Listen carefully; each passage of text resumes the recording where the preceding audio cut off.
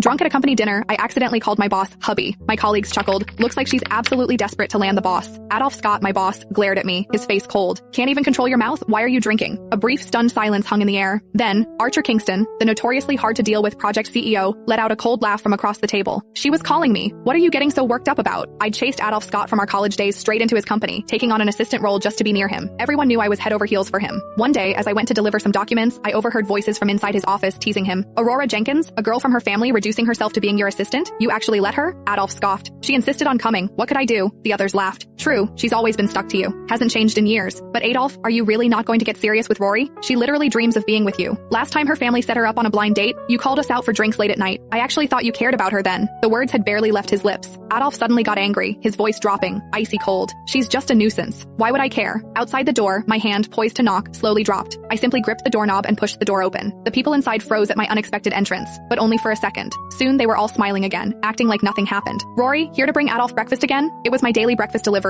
without fail. Adolph didn't even lift his head, as if he'd anticipated my every move. He merely tilted his chin vaguely in my direction. Just put it on the table, but I shook my head. I placed the documents and my resignation letter on his desk. Not breakfast, my resignation. For your review, Mr. Scott. Everyone stared, stunned. They practically swarmed the desk, craning their necks to read the words on the letter, then asked in disbelief, "No way, Rory, are you serious?" Adolph finally frowned and looked up. He stared at me. What's this all about? I pushed the resignation letter closer to him. I'm quitting. I also sent an electronic copy to your email. Don't forget to check it. Adolph glanced at the letter on the table, asking impatiently, "Is this because I made you work late yesterday?" I shook my head. No, I just don't want to do this anymore. Adolph's face finally hardened, little by little. As I turned to leave, he called out to me, "Rory, if you leave now, there'll be no coming back to me." It sounded like a threat, yet also a warning. I didn't look back. Couldn't be happier. The atmosphere in the room instantly dropped to freezing point. As I pushed the door open and left, I heard cautious, probing voices behind me. "Adolph, she's just having a diva moment. Don't take it to heart. Yeah, you know how much she likes you, right? She'll probably regret it by this afternoon and come begging to return." Adolph stared fixedly at the closed door, letting out a cold scoff. Like I care. I threw away all the useless things from my office. In the end, I found I had nothing left to take. Looking at the empty cubicle, I almost wanted to laugh. My mind drifted back to the anonymous video I'd received last night while working late at the office. In a private room, Adolph had his arm around a stunning beauty, listening indifferently to the chatter around him. Rory is still dutifully doing grunt work at Adolph's company, huh? You've got to admit, Adolph's got skills. That heiress hasn't shown up to any of our parties in ages. It was true. Chasing Adolph for years, a privileged heiress like me, I'd practically become his indentured servant. All he had to do was ask, and I'd willingly work late, attend his business dinners until I was exhausted and sick. In the end, all I got was a jest from his friends. Looking at it this way, Rory really is like Adolph's most obedient dog. He stood by, swirling his drink, not denying it. He even scoffed. "What are you talking about? She's just a dog by my side, not the most obedient one." The room erupted in laughter. In that moment, it felt like a bucket of ice water had been dumped over my head. So cold, but it was also like I'd instantly woken up.